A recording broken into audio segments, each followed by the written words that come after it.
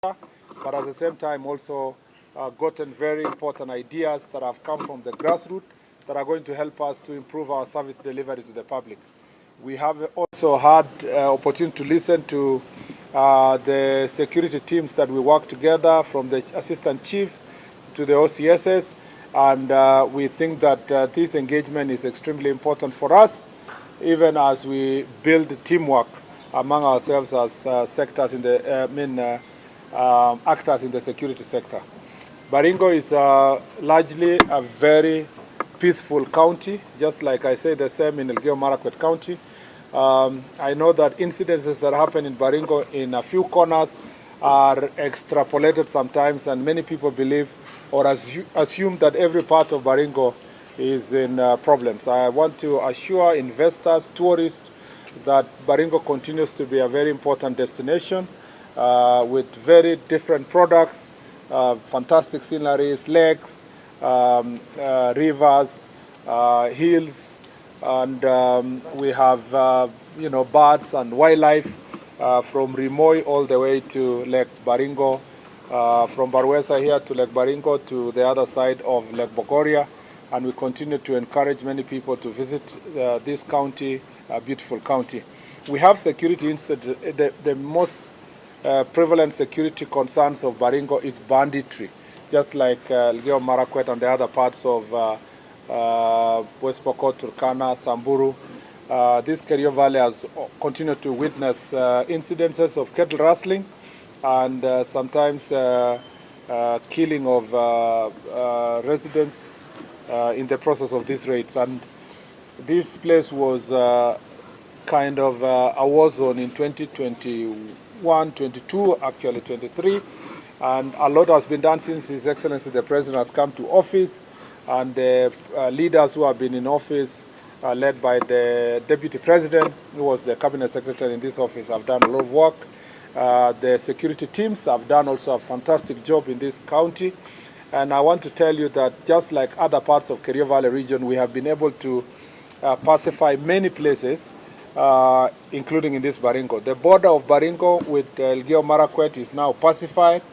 The border of Baringo with Tiatich and Laikipia is pacified in the Baringo South. The Baringo North, most parts of Baringo North are now living peacefully. The border of Baringo and Elgeyo Marakwet, especially in Kolo sub-county, most of the areas have been pacified. I just want to report that we have only incidences in few selected areas in Baringo North and Tiati constituency, which continues to be a bit of a challenge, especially Soimosoi division, which is also a ward, and particularly that Loruk area. And then we also have another problem in the corner of Elgeyo Marakwet and Tiati constituency in Baringo County. And of course, we have a problem on the other side of Tiatich and Turkana, and also Tiatich and Samburu.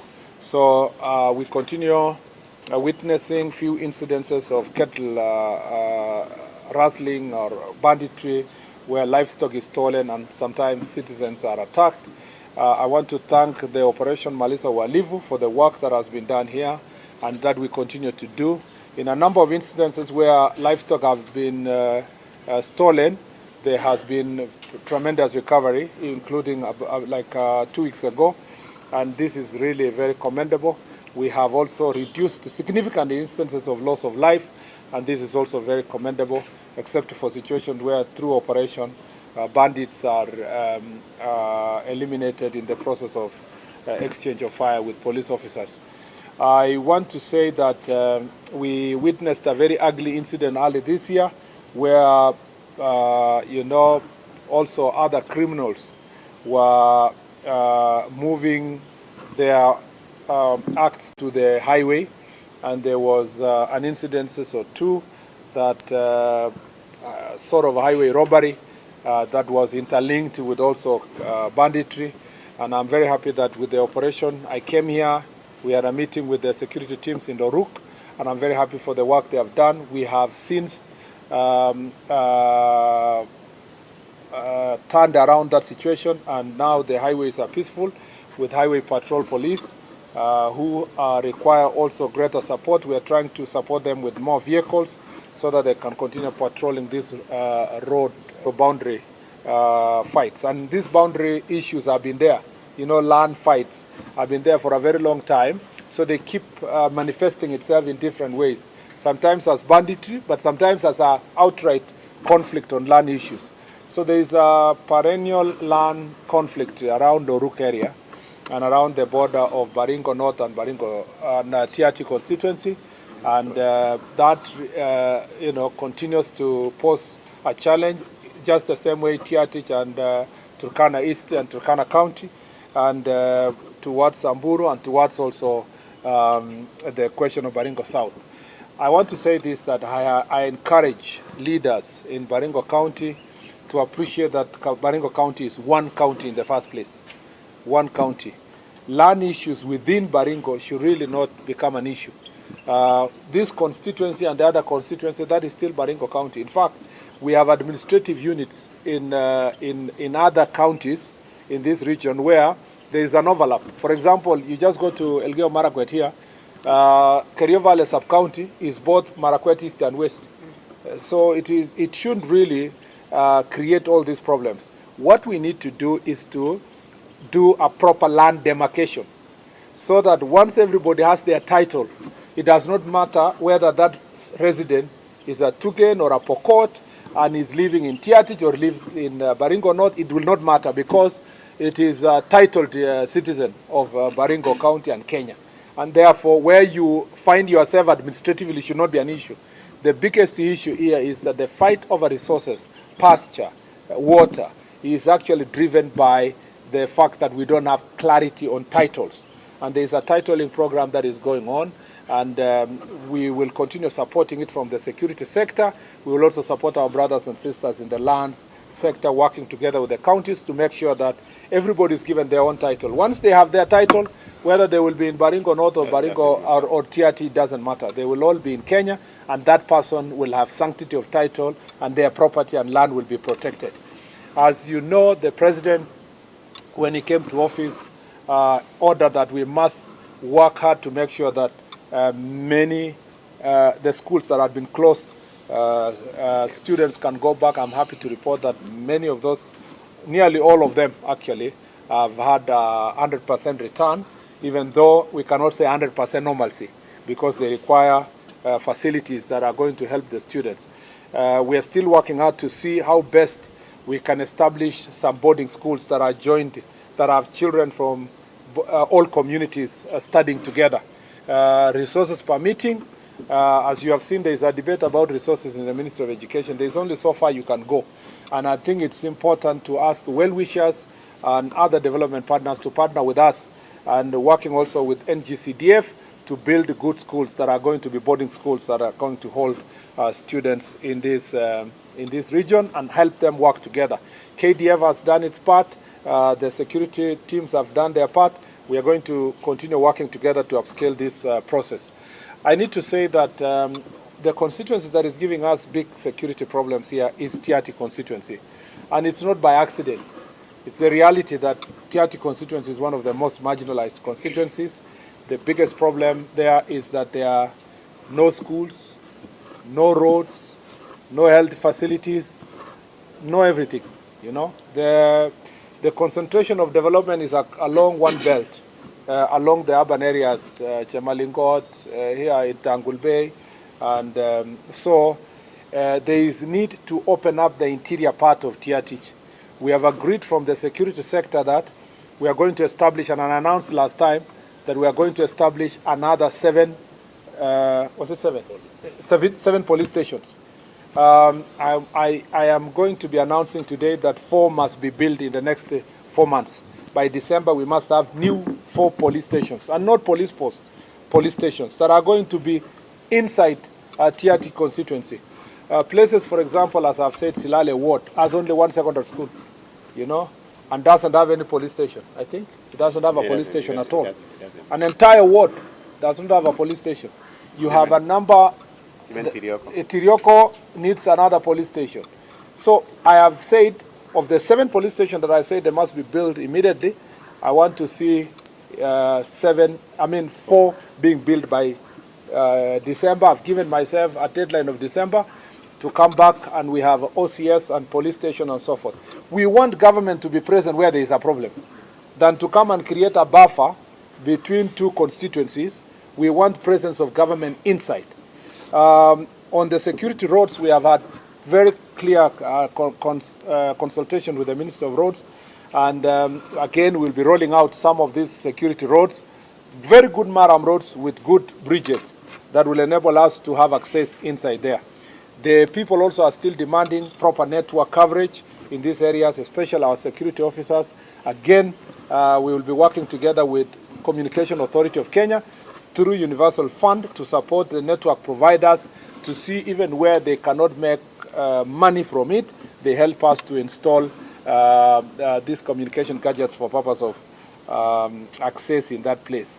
Our desire is to have government presence here. You know, the president announced that we will have KDF training grounds here, and we are going to be, as already been directed by the president, the KDF is working out a program to see which areas that is going to happen. And I want to say that we are going to stay in this valley until peace is fully restored. We are doing very targeted, intelligence-led operations in this region. And we are not only focusing on the small people, the young people. As you know, many bandits are between 15 and 21 years. We are only not focusing on them. We are focusing on their financials. We are focusing on those who are selling guns.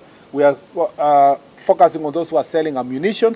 We are also focusing on everybody who is inciting and facilitating. And you must have seen that the police officers have arrested in the recent past, and also some characters have found themselves at the crossroad when they attempt to fight police officers with guns. Some of them have lost their lives, unfortunately. I am here to announce what I did again yesterday in Elgeyo Marakwet County, to say that for every young person, because these are children, some of them 15, 16, 17, they are perpetrators, but they are also victims of society with poor education and so forth.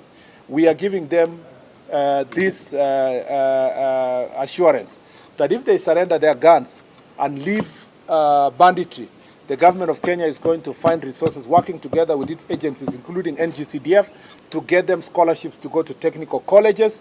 They learn to be masons, they learn to become plumbers, they become electricians, and then we can help them find other ways of making a living in affordable housing and other places.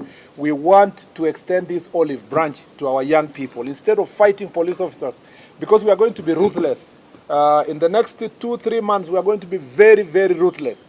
And we want them to tell them, surrender your guns, surrender ammunition, hand over to government, exchange it with a pen, exchange it with training, so that we can be able to change this valley. We're also going to do sports activities that are going to be supported by security agencies, the Office of IG, the KDF, working in a multi-agency way. You will see sports activities around this August and other cultural activities that are going to bring together young people so that we can enhance that interaction. We have a very robust program in this Kerio Valley. We know that this problem has persisted for long. We are going to be relentless in working on this issue, and we are not going to spare anybody. I am glad that all the leaders of this county are in the forefront in supporting this process. I want to urge them not to fall into the temptation of politics, because elections is around the corner.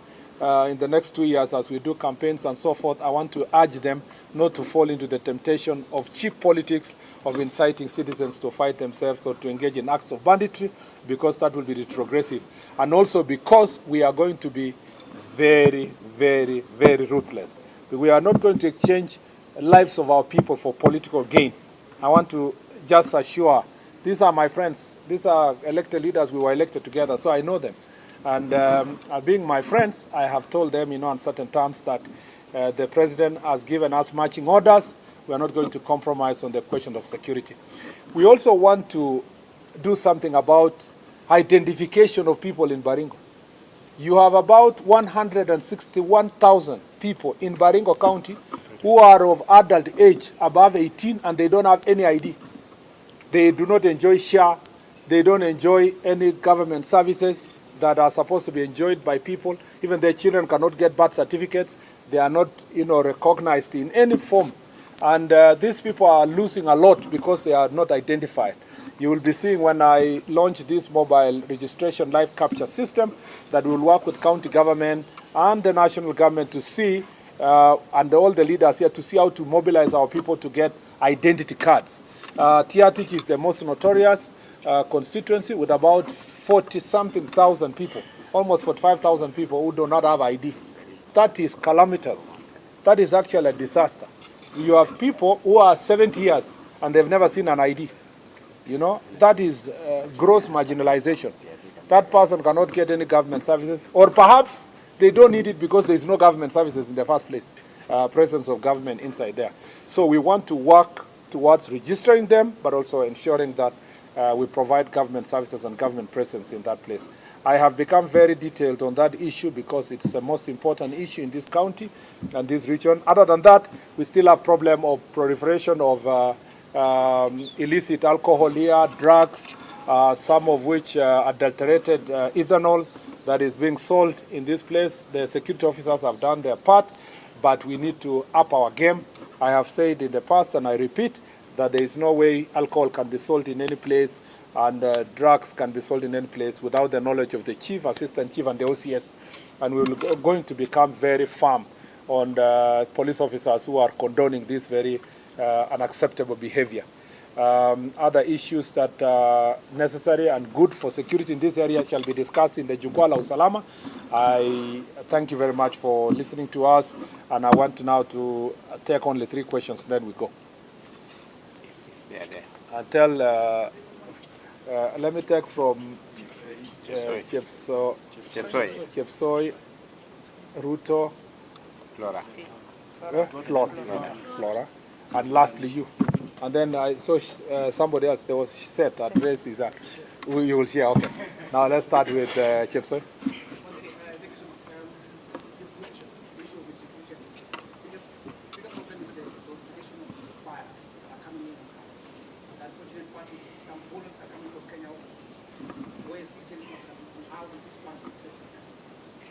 No, some of the bullets that bandits have are sold by police officers. And that's a fact because we have rogue police officers in different parts. You have rogue government officials who facilitate those. Again, targeted, intelligence-led investigations have led to a number of people who have been charged. Sometimes I think we need to be publicizing when we charge people for different crimes, and I think DIG, we need to do that more because people never get to know that there are some people who have been arrested for selling ammunition or selling guns, and some of them, their cases are on. Some have even been convicted. Some have even been fired from government offices. And all these officers, whether we find you are in police or prisons or KDF or whatever, the necessary legal processes are used to make sure that those people are dealt with accordingly. So I must admit here that we have rogue officers who sell ammunition, but also there are civilians. There are civilians who actually sell guns and sell bullets, including professionals, teachers, businessmen, political actors, and I have been very ruthless in the past to say this openly, and we will continue being so. I have warned some of them privately and some of them publicly, as depending on the security reports we get. And I just want to consistently say here that we do not want to encourage selling of firearms in any part of our country, and let alone this county. And I have said this again, that the temptation usually when you have faced with bandits, the temptation is also, if your area has been attacked, there is always a temptation from the local leadership to say, hata sisi tununue bunduki na tununue risasi, we also want to defend ourselves. And I am discouraging that temptation. I have been very firm. I have been very ruthless. In even my own village is not spared. Mbobut is one of the places where we have security problems. And in the recent past, since ruthless. on everybody there and telling them that, you know, some places in Marakwet where it was peaceful, now people, because of attacks from neighboring counties, people want to also encourage themselves to arm themselves. We will not accept that. And I've told them we will not accept that. And every person who is, there's no jumping. I have said it from a point of information. I am accountable to National Security Council. I don't just make statements in Baringo for the sake of it. I will be held into account by the President and by the National Security Council. So when I warn you, and I warn my people we live together here that, hey, take care, this corner, you are about to engage in acts that can jeopardize the security of the country and your own region, I mean it. And I am serious about it. Take more questions once. Okay, I take the good lady was, it was you and then her. Yeah, all of them. This is the 21st edition of Usalama. Might be what can be what can be people that we have already achieved. Okay. And number 2 is that of the Maraga report on police report information. What is the implementation of this that report? Since now we have seen that there are emerging crimes, there are new crimes that are yet the police officers are yet to be equipped to train so that they can give us. And finally, on the issue of Shakahola, is there a lapse of the intelligence report? You will mix me up with many questions that are not related to Baringo. Yeah. What was the first part? It was? Oh, yeah. Oh, we have our host. I would rather go say this in the hall, but let me just say that we have changed so many things. We have come up with policy, which is now I'm taking to cabinet on village elders. We have come out on policy on how to reorganize NPR, courtesy of Jukwaa. We've come up with policy that is related to the question of our training of our officers, police officers, and also training of the Ngao officers. In fact, courtesy of Jukwaa, we have sorted out almost all our ACCs. We are moving to the chiefs. We've found ways of being able to do that. So we are getting a lot of feedback on so many things. And the Jukwaa Usalama report will finally be compiled and will be handed over to His Excellency the President, who will launch it officially. But also, I will make public all the policies that we have proposed as a result of the people's views. This is a bottom-up approach to listening to what people say. And I will be mentioning in the room some of the ideas I've had, which are very novel as a result of this process. So it is a very important process. But also it's important just not to sit in Nairobi, just to sit with the people whom you work with. Than the chiefs and assistant chiefs to be hearing there is a cabinet secretary somewhere in Arambe House. It's important for them to feel their presence of government and get the feedback. Sometimes it's important leaders just listen. It's enough to listen, you know, and not just always to talk. And you will see today, we in the leadership will listen more. It is the people who will talk who are on the grassroots. The question of Shakahola, there is no lapse at all. We are very firm as a government. We have made sure that everything that was proposed in the report and the lapses that happened are sorted. That's why you saw, as soon as the first case of radicalization was seen, we dealt with it immediately. Remember, this religion. You can't even know that radicalization until you see queer behavior. Otherwise, people are going to some church here all the time. Somebody is coming to preach. Everybody has freedom of religion and so forth. It's until you see the next step where people are fasting to starve or something like that. So it's a very complex issue. It's not just something that happens at once. And it's worse when it happens in a place like Chagama. Do you know Chagama Ranch is how many acres? It's 150,000 acres. So if people go and hide in a small corner somewhere, it's not very easy to find out where that person is, because people are living their life. The police do not police every citizen every day. But at the magnitude of Shakahola, I don't think anything like that will happen again in our country. Police reforms are ongoing. We are on course. Like, for example, this year, the modernization program is ongoing. Last year, you've seen what we have done in Baringo. You think we didn't do it just like that. We did because there was modernization. There are MRAPs here, there are better trained police officers, better equipment, and so forth. Modernization is going on. Next step, we want to do training. Police officers are the most disadvantaged in government training.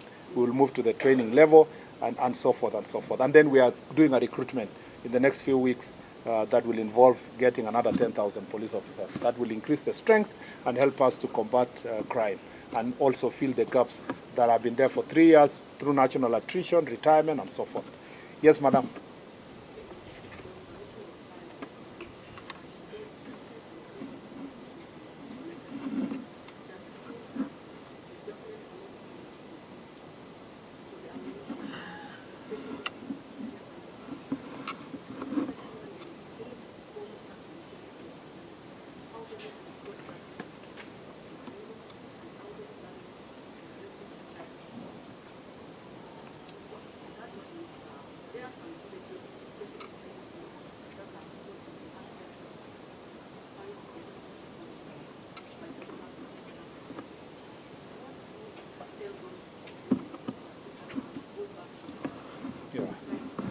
The security operations, yeah. How will I remember all those ones? Yeah, okay, last one.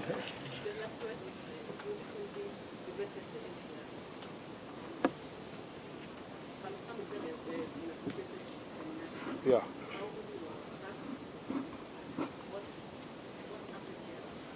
On the specific numbers, on your request on all specific numbers, the number of police officers, the number of cases that have been, guns that have been confiscated, the number of people, I will share that during the forum because it is documented.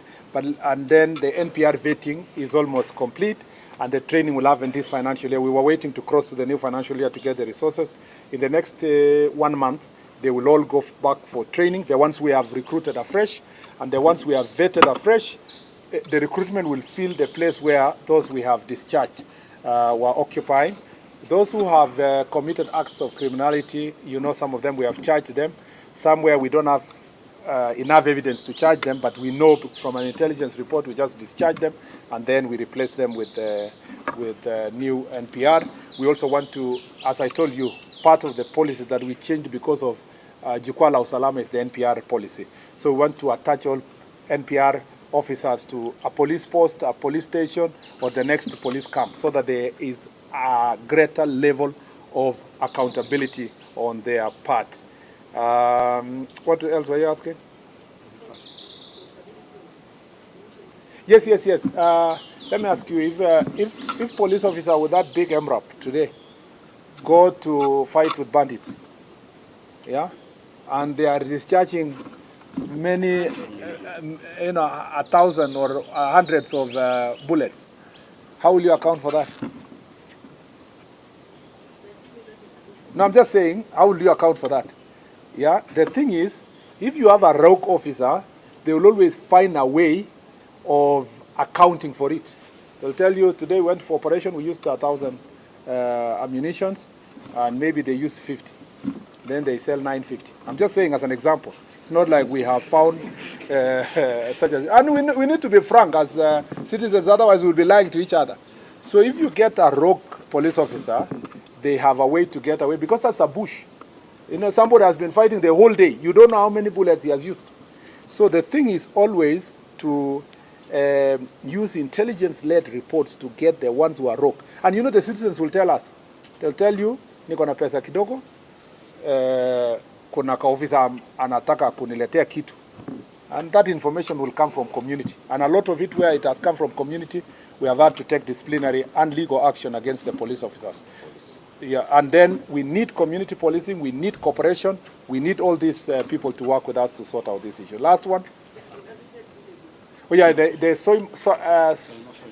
Simosoy division and ward is has a challenge of the confidence of the residents to go back to the place. Yeah. So in part of our security meeting today, we were discussing how best that can be achieved.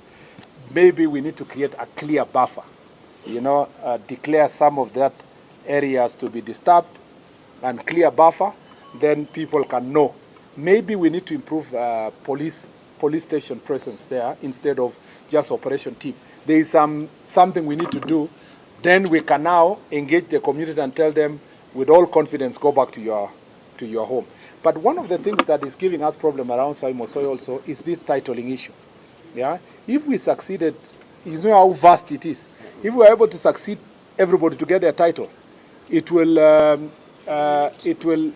help us deal with these bandits who come there and claim also ownership of land. Yeah. As I said, let me give you those numbers during the forum. Last one.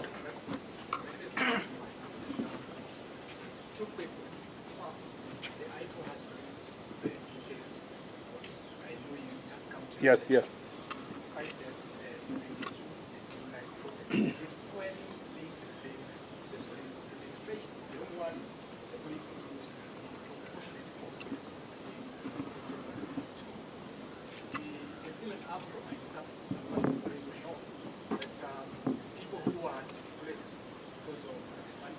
Yeah.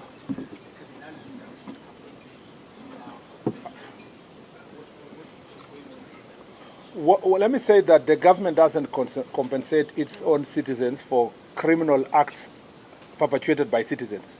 We have no government policy for that. We have no budget. What government has done in the past is to support, by giving people mabati, iron sheets, that cannot be called, compensation. If you call it compensation, there is not, compensation is quantified, calculated, and everybody is restored to the situation where they are. Government is unable to do that. But in terms of supporting its residents, citizens that are, because that's a disaster, we are able through special programs to get mabatis, to get building materials, and help them to go back. We are able to do through livestock restocking program to also get them, and it's ongoing. The restocking program is ongoing. But even that restocking does not mean a person who lost 100 goats is able to get 100 goats. At least you give them something small to start their life, and that will continue. But more importantly, government should work harder to ensure that, as you have said, to ensure that security is achieved. On the question of people going back, it's the same answer I gave. She had asked already, particularly in Soy Mosoy, that area is one of the most affected in terms of people going back. In Baringo South, a number of places, there is